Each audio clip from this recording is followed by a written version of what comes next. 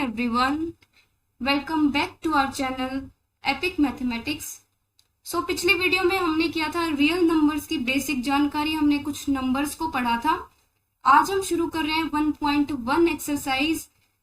But उससे पहले मैं आपको बता दूं कि 2022 तक जो हमारा एनसीईआरटी का सिलेबस था और आज जो 2023 में जो एनसीईआरटी का सिलेबस है वो काफी रिड्यूस कर दिया गया है पहले से. तो पहले जो हमारा चैप्टर था, चैप्टर 1 रियल नंबर्स, उसमें 4 एक्सरसाइजेस होती थी, 1.1, 1.2, 1.3, 1.4. बट अब 1.1 और 1.4 को खत्म कर दिया है. अब हमारे पास सिर्फ ये 2 ही एक्सरसाइजेस हैं. तो जिनके पास भी पुरानी बुक्स हैं वो एक बार इन 2 चैप्टर्स को काट दें. इनको नहीं करना है, इनको रिड्यूस कर दिया गया है सिलेबस से. अब हमारे पास सिर्फ ये 2 ही एक्सरसाइजेस है. ठीक है, जिनके पास नई बुक है उनको कुछ भी रिड्यूस नहीं करना है. 1.1 और 1.2 ये 2 ही एक्सरसाइजेस मिलेंगी. जो पुरानी जो हमारे पास बुक्स हैं उसमें ये तो 1.2 है और ये 1.3 है. ठीक है जी. सो चलिए शुरू करते हैं आज का हमारा टॉपिक. तो देखिए हमारे पास होती है एक theorem, fundamental theorem of arithmetic. जो ये थ्योरम है वो क्या कहती है कि कोई भी कंपोजिट नंबर है अगर, तो उस कंपोजिट नंबर को हम एक्सप्रेस कर सकते हैं प्रोडक्ट ऑफ प्राइम्स में. वो प्राइम है, प्राइम्स की कुछ पावर्स भी हो सकती हैं, 1 पावर, 2 पावर, 10 पावर, कुछ भी हो सकती है. फॉर एग्जाम्पल मैं बता देती हूँ, जैसे 10 है, 10 को हम लिख सकते हैं 2 into 5. 2 भी एक प्राइम है, 5 भी एक प्राइम है, और साथ में जो पावर चल रही है वो 1 है. यहाँ पर ये पावर बढ़ भी सकती है. ठीक है, जैसे 20 है वो क्या हो जाएगा 2 into 2 into 5 हो जाएगा. तो इसको कैसे लिखेंगे 2 square into 5. ठीक है जी. तो एक कंपोजिट नंबर को हमेशा प्राइम फैक्टर्स की प्रोडक्ट में लिखा जाता है. ठीक है, वो प्राइम फैक्टर्स जो है उसकी कुछ भी पावर हो सकती है, एक से ज्यादा पावर भी हो सकती है. ठीक है, उसके बाद हम कुछ कर रहे हैं rules. Rule number 1, number is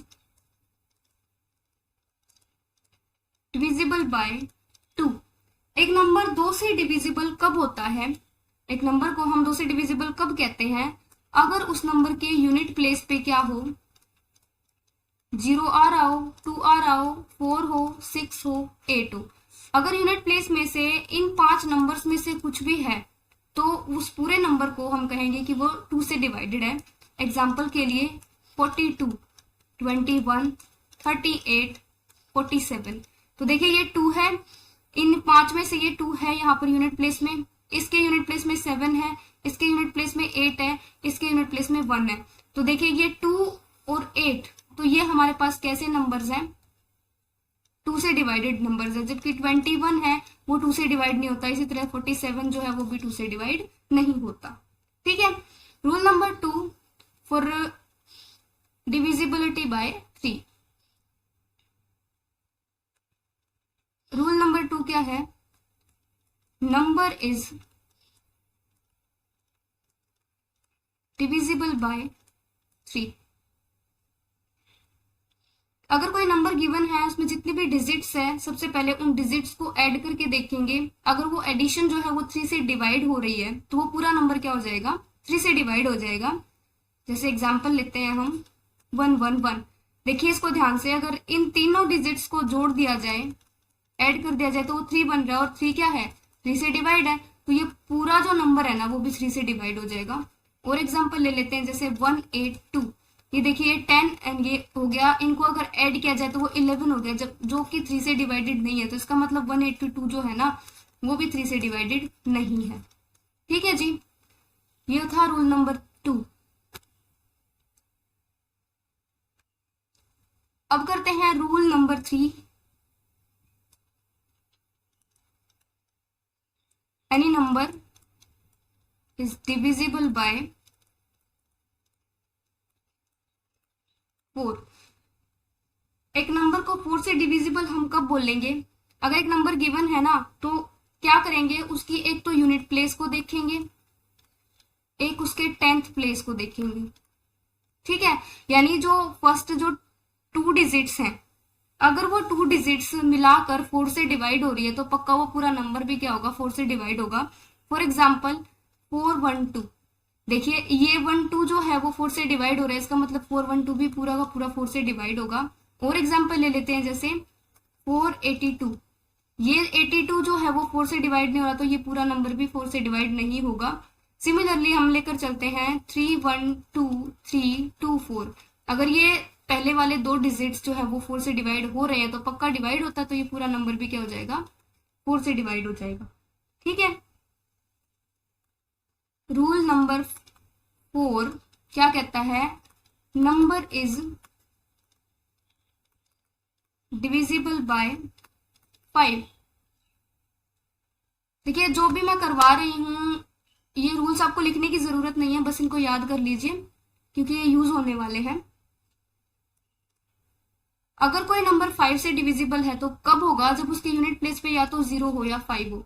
example के लिए 50, फॉर एग्जाम्पल 5 5 5 5 5, और एग्जाम्पल ले लेते हैं 5 5 5 5 0। ठीक है जी, 8 8 8 8 8 5। ठीक है, कोई भी ऐसा नंबर जिसके यूनिट प्लेस पे क्या हो, या तो 5 हो या फिर 0 हो, वो नंबर हमेशा क्या हो जाएगा, 5 से डिवाइड हो जाएगा। ठीक है, तो अभी हम करते हैं कि अगर कोई कंपोजिट नंबर है, देखिए अगर कोई कंपोजिट नंबर हमें गिवन हो तो उसको हमें प्राइम फैक्टर की प्रोडक्ट में लिखना है। ठीक है, तो उसका पहला रूल तो यही है कि हमें सबसे छोटे प्राइम से शुरू करना है कि वो कौन से सबसे छोटे प्राइम से डिवाइड हो रहा होगा। ठीक है, हमें पहले छोटा फिर उससे बड़ा फिर उससे बड़ा ऐसे ट्राई करना है। ठीक है जी, तो ट्राई करते हैं, चलिए एक एग्जांपल लेते हैं, जैसे 48 लेते हैं। ये कंपोजिट नंबर है तो इसको कैसे करेंगे हम सोल्व, इसको प्राइम फैक्टर लिखने के लिए सबसे पहले हम इसको सोल्व करेंगे। 48, इसलिए 48 गिवन है, देखिए किससे डिविजिबल है, सबसे पहले यहाँ पर देखिए यूनिट प्लेस पे क्या है, 8 है, तो ये 2 से डिवाइडेड है, वैसे ये 3 से भी डिवाइडेड है। ठीक है, और ये 8 से भी डिवाइड हो रहा है, लेकिन हम सबसे छोटा नंबर क्या लेकर चलेंगे, 2। तो हम सबसे छोटा नंबर जो प्राइम नंबर है वो लेकर चले 2 से ये डिवाइडेड है, 2 2 जा 4, 2 4 जा 8, फिर से ये यूनिट प्लेस पे 4 है तो ये 2 से डिवाइडेड है, 1 2, ये फिर से 2 से डिवाइडेड है 6, फिर से 3, अब ये 3 से डिवाइडेड है। तो 48 को कैसे लिखेंगे हम, 2 इंटू 2 इंटू 2 इंटू 2 इंटू 3, या फिर लिख सकते हैं कि ये 2 की पावर कितनी हो गई, 4 इंटू 3। तो 48 में हमने कितने प्राइम्स यूज किए, हमने 2 प्राइम्स यूज किए, कौन कौन से, एक 2 और एक 3। यहाँ पर 2 की पावर तो 4 है और 3 की पावर 1 है। ठीक है जी, तो देखिए हमें करना है अब एक्सरसाइज का क्वेश्चन नंबर फर्स्ट। इसने क्या बोला एक्सरसाइज के फर्स्ट क्वेश्चन में कि express each number as a product of its prime factors, हर एक नंबर को उसकी प्राइम फैक्टर्स की प्रोडक्ट में एक्सप्रेस करना है। पहला नंबर हमें गिवन है 140, तो चलिए करते हैं। फर्स्ट का फर्स्ट पार्ट हमें गिवन है 140, तो सॉल्व करते हैं इसको। 140 के सबसे पहले 140 किससे डिवाइड होगा, 2 से, क्योंकि यहाँ पर यूनिट प्लेस में क्या है, 0 है, तो ये 7 पे गया, फिर ये 0, फिर ये फिर से 2 से डिवाइड हो रहा है, ये क्या हो जाएगा, 2 3 जा 6, 2 5 जा 10। ठीक है जी, अब ये हो रहा है, अब देखो ये 3 से डिवाइड नहीं होगा क्योंकि इन दोनों को अगर ऐड किया जाए तो वो 8 आएगा, अगर इन दोनों डिजिट्स को ऐड किया जाए तो वो 8 आएगा, और वो 8 जो है वो 3 से डिविजिबल नहीं है। ठीक है, तो 5 7 जा 35, 7 पे गया, और अब 7 पे गया ये 1, तो इसके प्राइम फैक्टराइजेशन लिख दी हमने कैसे, 140 को कैसे लिखेंगे हम, 2 multiply by 2 multiply by 5 multiply by 7, या फिर हम लिख सकते हैं 2 स्क्वायर इंटू 5 की पावर 1 इंटू 7 की पावर 1। तो इसमें कितने प्राइम्स यूज हुए हैं हमारे, बेसिकली 3 प्राइम्स यूज हुए हैं, 2 5 एंड 7। ठीक है जी, उसके बाद करते हैं क्वेश्चन नंबर फर्स्ट का सेकंड पार्ट, आप खुद करेंगे, आपके लिए होमवर्क है, आपको करना है क्वेश्चन फर्स्ट का सेकंड पार्ट। थर्ड मैं करवा देती हूँ 3825। देखिए फर्स्ट का थर्ड 3825 ये हमें गिवन है, मैं इसकी प्राइम फैक्टराइजेशन में इसको लिखना है, तो चलिए करते हैं सोल्व। 3825 सबसे पहले देखिए यहाँ पर 5 है तो ये 2 से तो डिविजिबल नहीं है। अब इन चारों डिजिट्स को हम ऐड करके देखते हैं, ये हो गया 8 एंड 3 11 एंड 13 एंड 5 18।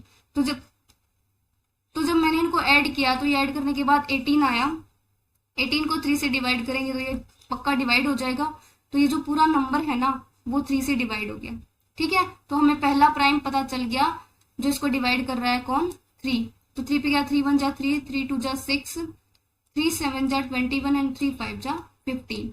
ठीक है जी, फिर से इसको ऐड करके देखते हैं। 1 + 2 + 7 + 5 ये कितना हो गया, ये हो गया 3 एंड 7 10 + 5 15। 15 भी 3 से डिवाइड होता है। ठीक है जी, तो इसका मतलब दोबारा से ये क्या हो जाएगा, 3 से डिवाइड। 3 4 जा 12, 3 2 जा 6, 3 5 जा 15। ठीक है, अब इसको फिर से ऐड करके देखते हैं हम इन तीनों डिजिट्स को। 4 + 2 + 5 ये कितना हो गया, 11। अब 11 जो है वो 3 से डिवाइड नहीं होता, तो इसका मतलब अब ये 3 पे नहीं जाएगा। उसके बाद यहाँ पर देखो ध्यान से कि यूनिट प्लेस पे 5 है, फिर से 5 पे हम इसको करेंगे डिवाइड। 5 1 जा 5, 5 7 जा 35। ये 17 एक प्राइम नंबर है, तो ये क्या हो गया, 17 1 पे गया। तो 3825 को हम प्राइम फैक्टराइजेशन में लिख देंगे 3 × 3 × 5 by 5 × 70। ठीक है, तो उसको लिख सकते हैं 3 स्क्वायर × 5 स्क्वायर × 17 की पावर 1। ठीक है, तो इसमें कितने प्राइम्स यूज हुए, 3 5 एंड 17 की मल्टीप्लाई करके हमने इस नंबर को प्राइम फैक्टराइजेशन में लिख दिया। ठीक है जी, सो फर्स्ट का, फोर्थ और फिफ्थ आप खुद करेंगे और सेकंड भी आपको करना है। आई होप आप लोगों को समझ में आया होगा कि क्या करना है और कैसे करना है। ठीक है, तो नेक्स्ट करते हैं क्वेश्चन नंबर 2। हमें फाइंड करना है एलसीएम और HCF of the following pairs of integers, और हमें ये वेरीफाई करना है कि LCM multiply by HCF of 2 numbers is the product of the 2 numbers. ठीक है जी, ये रूल होता है, इस रूल को आप याद भी कर लें कि एलसीएम 2 नंबर्स का निकाला जाए और एचसीएफ 2 नंबर्स का निकाल के अगर उनकी प्रोडक्ट की जाए तो वो जो 2 नंबर होते हैं उन दोनों की प्रोडक्ट के इक्वल ही होता है। लेकिन एक बात ध्यान रखिए कि जो एलसीएम और एचसीएफ की हम इस रूल की अगर हम बात कर रहे हैं तो वो सिर्फ हम 2 ही इंटीजर्स के लिए कर रहे हैं। अगर इससे ज्यादा इंटीजर्स पर देखें तो ऐसा कोई रूल नहीं है। ठीक है, ये सिर्फ 2 नंबर्स के लिए एक ऐसा रूल है कि एचसीएफ और एलसीएम की मल्टीप्लीकेशन क्या होती है, उन दोनों नंबर्स की मल्टीप्लीकेशन के इक्वल होती है। ठीक है जी, तो हमें करना है क्वेश्चन नंबर 2, हमें निकालना है एलसीएम और एचसीएफ। तो देखिए कैसे निकालना है, मैं क्वेश्चन के अकॉर्डिंग ही आपको बता दूंगी। क्वेश्चन नंबर 1 है, हमें 2 नंबर्स गिवन है 26 एंड 91।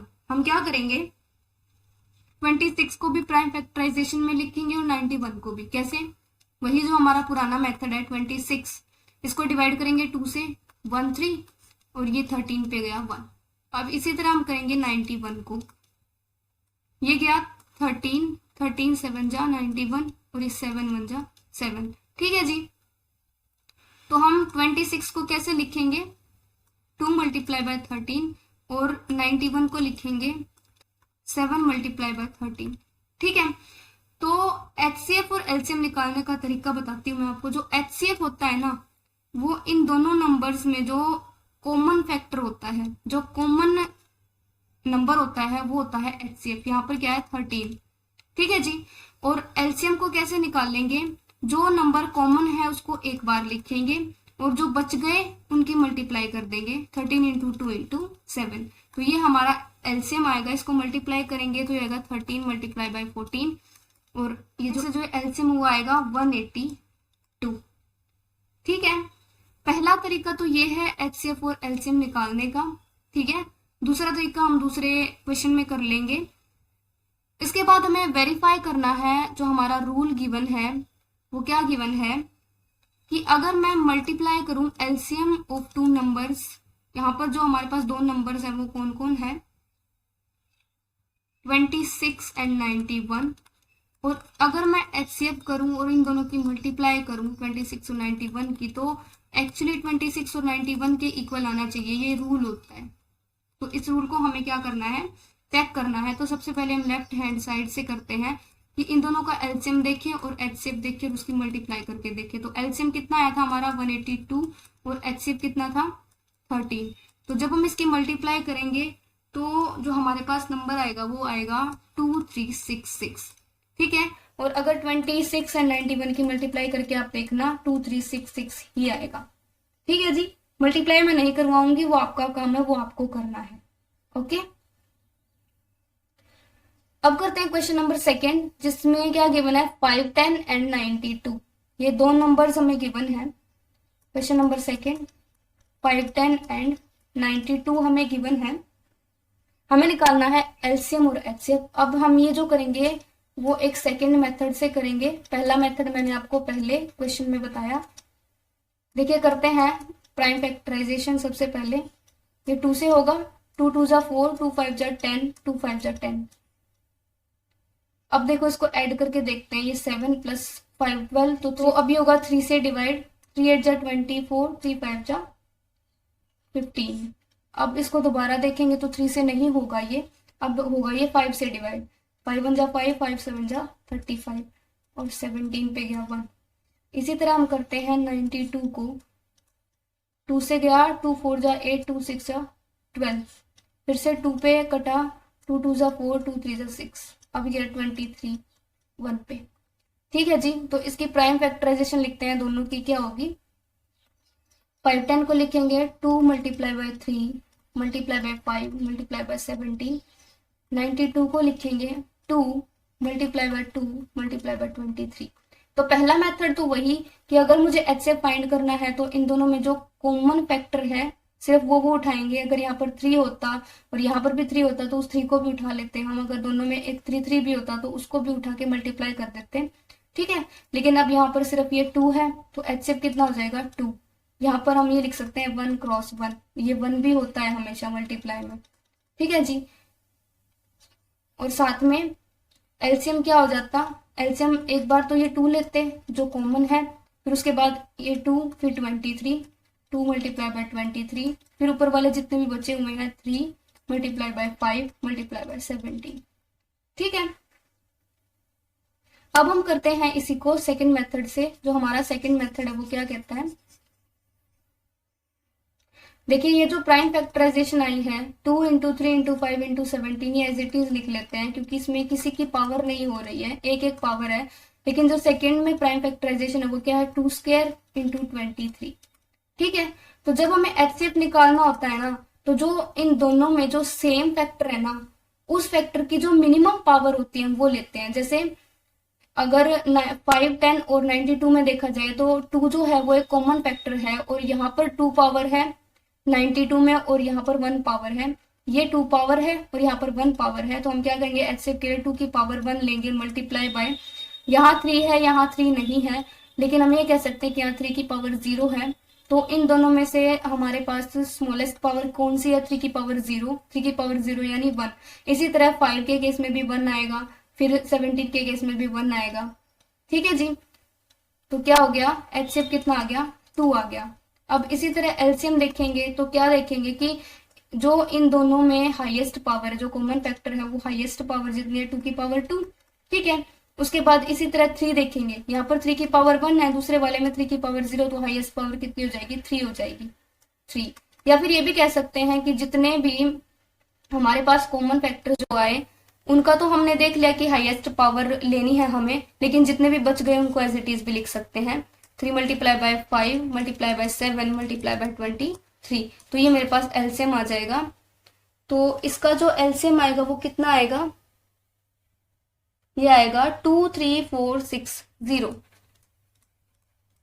ठीक है जी, और एचसीएफ हमारे पास आया 2। ठीक है, अब हम अपना रूल वेरीफाई करते हैं कि क्या हमने हमारा जो क्वेश्चन है वो ठीक किया है या नहीं। उस रूल को हम क्या करते हैं वेरीफाई करते हैं एक बार। तो देखिए हमें करना है HCF multiply by LCM is equal to 5 10 की 92 से मल्टीप्लाई। एचसीएफ आया है वो है 2 और एलसीएम आया 2 3 4 6 0। अगर इन दोनों की मल्टीप्लाई करेंगे तो वो आएगा 46920। ठीक है जी, इसी तरह अगर हम राइट हैंड साइड में देखें 5 10 और 92 की मल्टीप्लाई करेंगे वो भी 46920 आएगा। इसका मतलब ये दोनों इक्वल हो गए, तो हम कह सकते हैं कि जो रूल है वो सेटिस्फाई हो रहा है। अगर ये रूल सेटिस्फाई नहीं होता तो इसका मतलब हमने ऊपर एचसीएफ या एलसीएम निकालने में क्या की है, गलती की है। ठीक है जी, उसको सुधार लेना अगर आपका आंसर मैच नहीं होता है तो। Okay, next is question number 3 homework आपके लिए, सेकंड का थर्ड आपको खुद करना है, ठीक है। अब हम करते हैं क्वेश्चन नंबर 3। सेम है बिल्कुल जो हम क्वेश्चन नंबर 2 में किया, वो हमें 3 के लिए करना है बस, ठीक है। तो हमें गिवन क्या है, 12, 15 एंड 21। ये देखिए थर्ड क्वेश्चन का फर्स्ट हमें गिवन है 12, 15 एंड 21। हम निकालते हैं सबसे पहले प्राइम फैक्टराइजेशन, करते हैं सोल्व। 12 को 2 6 12, 2 3 6, 3 1 3। अब करते हैं 15 को इसी तरह, 3 5 15, 5 1 5। अब करते हैं 21 को, 3 7 21 एंड 7 1 7। तो देखिए 12 को हमने लिखा 2 मल्टीप्लाई बाय 2 मल्टीप्लाई बाय 3, या फिर 2 स्क्वायर मल्टीप्लाई बाय 3, ठीक है। उसके बाद लिखा 15 को कैसे, 3 मल्टीप्लाई बाय 5, या फिर 3 इंटू 5, ठीक है। इसी तरह 21 को लिखेंगे 3 इंटू 7, यानी 3 इंटू 7। ये देखिए मैंने इसलिए इनके नीचे रखा है ताकि मैं इनको सर्कल कर सकूं। 3 को मैंने 3 के नीचे रखा है। तो देखिए इन तीनों में एक ही कॉमन फैक्टर है, वो कौन है, 3। तो हमारा जो HCF है वो क्या आ जाएगा, 3। और LCM क्या हो जाएगा, ये 3 एक बार आएगा, और जो भी बच गए वो सारे, यानी 2 square multiply by 5 multiply by 7, ठीक है जी। ये LCM आया। दूसरा तरीका ये था कि हम इन सब में क्या देख लें, हाईएस्ट पावर देख लें। तो HCF के लिए क्या हो जाएगी, जो कॉमन फैक्टर है सिर्फ उसकी हाईएस्ट पावर देखनी है, तो 3 की पावर तो 1 ही है। और LCM में क्या देखना है, यहाँ से देखो जैसे 2 की हाईएस्ट पावर कितनी है, 2 स्क्वायर, तो ये तो आएगा ही। उसके बाद 3 की हाईएस्ट पावर कितनी है, 3 है, फिर 5 इंटू 7, ठीक है। तो ये HCF आ गया और LCM आ गया। तो HCM हमारे पास 3 आया, LCM और निकाल लेते हैं हम। LCM क्या हो जाएगा, 4 इंटू 3 इंटू 35, ये हो गया 12 इंटू 35, यानी हमारे पास जो LCM है वो कितना आया, 420, ठीक है। अब यहाँ पर कोई ऐसा रूल नहीं होता है जो HCF और LCM में रिलेशन को बता सके, वो सिर्फ 2 नंबर्स के लिए था, ठीक है जी। Next is question number 4। देखिए क्वेश्चन नंबर 4 जो है वो 2 नंबर का हमें क्या गिवन है, HCF गिवन है, और हमें क्या निकालना है, LCM निकालना है। तो अब हमें इस रूल का, जो हमने ये रूल किया था, इस रूल का हम यूज करेंगे यहाँ पर।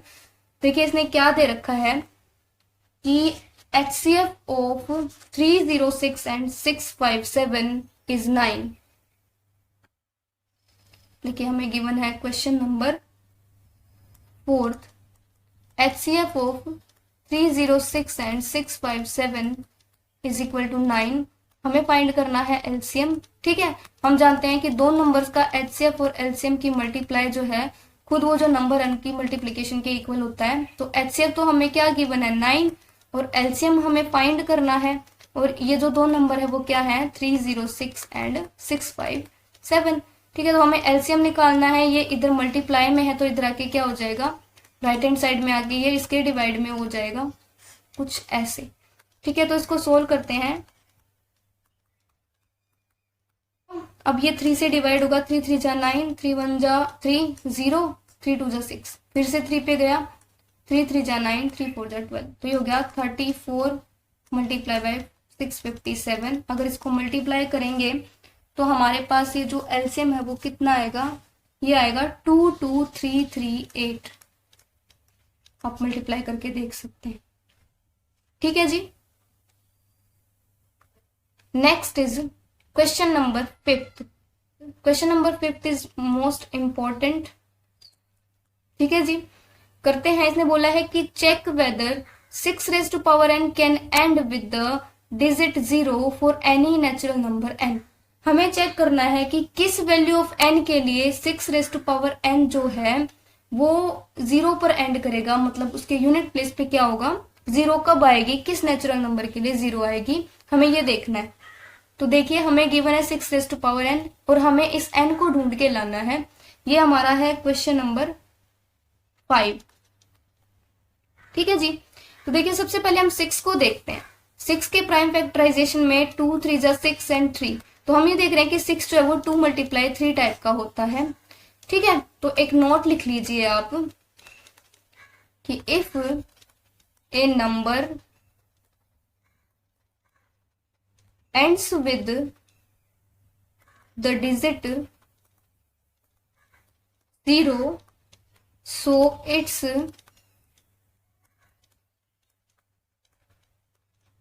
prime factorization